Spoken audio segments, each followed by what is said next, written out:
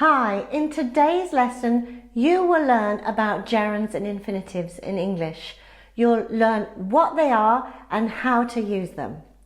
This is a suggestion by Maximiliano. Great suggestion, so thank you for that and I hope it helps. Keep watching until the end where there'll be a short quiz to see how much you've learned. So let's get started. So first up, what is a gerund? A gerund is simply another way of saying the verb with the ing ending. So working, singing, dancing, and so on. In English, when one verb follows another, the second verb can either be the gerund or the to infinitive. It depends on the first verb. In this video, we will be looking at the verbs followed by the gerund and the infinitives with to. For another lesson on verbs followed by the infinitive without to, you can click the link above now. So firstly, let's look at verbs that can be followed by the gerund or the to infinitive with no difference in meaning. So for example, it began raining and it began to rain. Which one is correct? Well, they both are. Begin is a verb that can be followed by either a gerund or a to infinitive with no difference in meaning. Other verbs that can also be followed by a gerund or a to infinitive and have no difference in meaning are to attempt, can't bear, continue, propose, and start.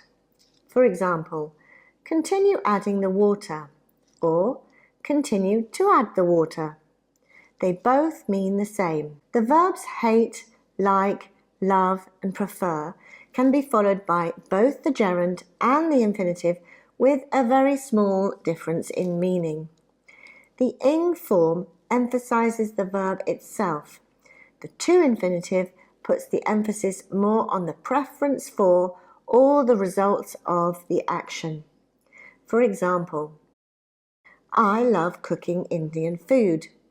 Here, the emphasis is on the process itself and enjoyment of it because you're using the ing form. Or, she hates cleaning her room.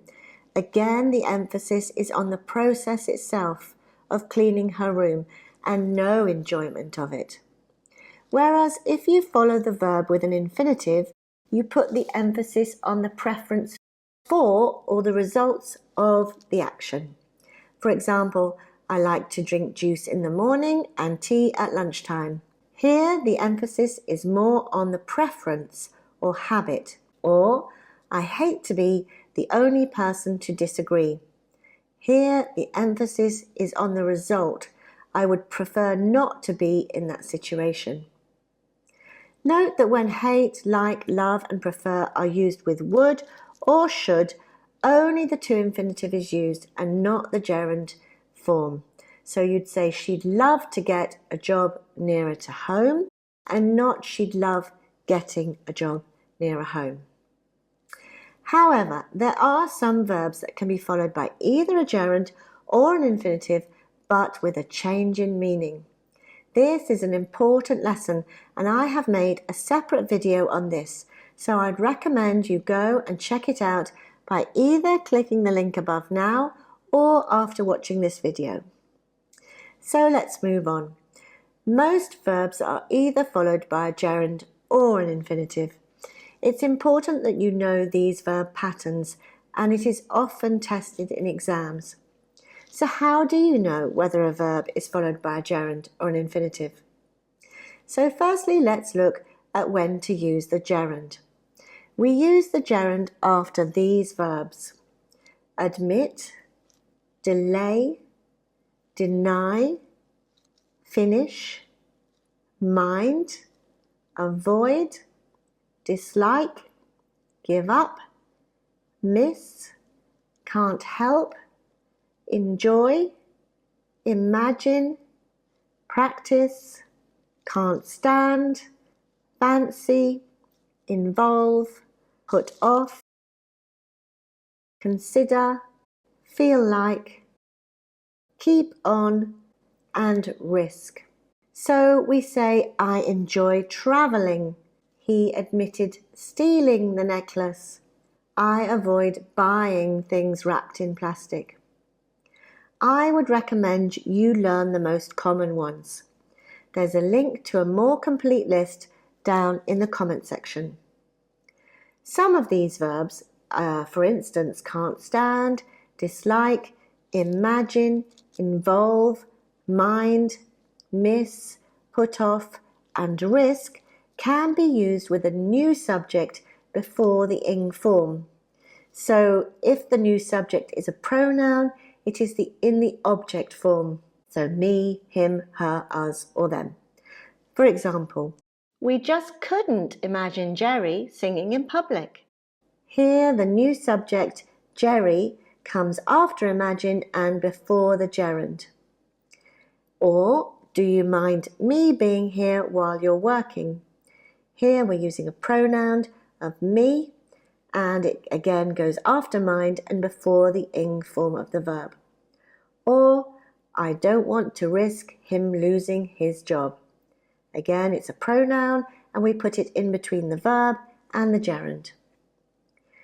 But what do you do if you don't know when to use a gerund?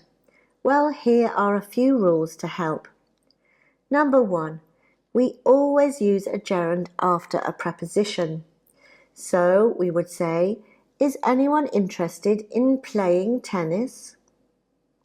Or 2, we always use a gerund as subjects or objects of a verb. For example, travelling abroad can be exhausting. And lastly, we always use a gerund after expressions such as it's no good, it's not worth, it's no use, it's a waste of time. Spend time and can't help. For example, it's no use worrying about it. Or, do you think this book is worth reading? The negative form of the verbs plus the gerund is the verb plus not plus the gerund. So you could say, imagine not having pizza, or he considered not buying the house as it was too expensive. So now let's look at when to use the infinitive. We use the infinitive after these verbs: afford, agree, arrange, ask, choose, continue, decide, demand, fail, help, hope, intend, learn, manage, mean, as in to intend, need, offer, plan, pretend, promise, refuse, and want. So there is a link to a more complete list of all verbs that need a to infinitive in the comment section. So you would say, I want to speak to the manager, or she's learning to play the piano, or he offered to help us wash up. But if you don't know when to use an infinitive, here again are a few rules to help. So you use the infinitive, number 1, to say why you do something. I was training 2 hours a day to get fit. So here we're using the infinitive because it's saying why you're doing something.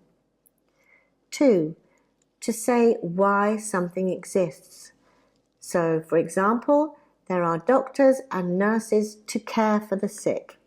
Again, the infinitive to say why something exists. 3, after to, something to, and enough to. So, for example, she was clever enough to guess the answer, or the parcel was too big to be sent by post.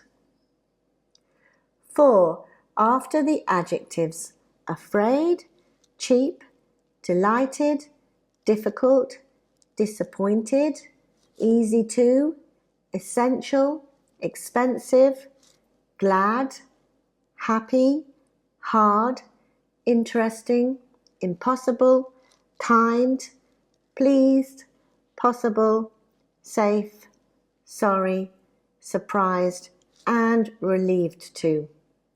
For instance, I was glad to see my old friend in town yesterday.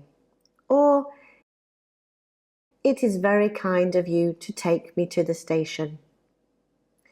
Some verbs plus the to infinitive always have an object. So the verbs dare, encourage, force, invite, order, persuade, remind, teach, tell, and warn all have an object, and they always have an object.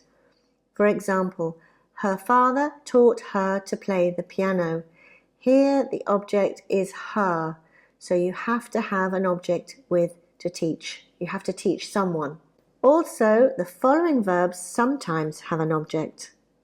So want, ask, expect, beg, help, and intend.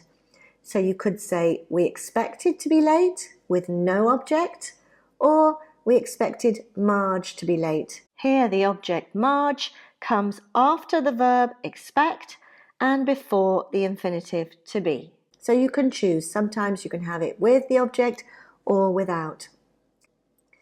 The negative is formed by placing not before the infinitive. For example, he chose not to leave. Okay, so now it's your turn. Fill in the gaps with verbs in brackets as either a gerund or an infinitive. Number 1. Would you like blank? Use the verb spend the evening with me and my family. To spend. Like is one of the verbs that can be followed by either a gerund or an infinitive with a small difference in meaning. However, when it is used with either would or should, it is always followed by the infinitive. 2. We'll delay blank, use the verb leave, until we hear the weather forecast. Leaving. Delay is a verb that is always followed by a gerund. 3. It is essential blank, use the verb get, a visa to visit China. To get. We use the infinitive after certain adjectives, and essential is one of these. 4.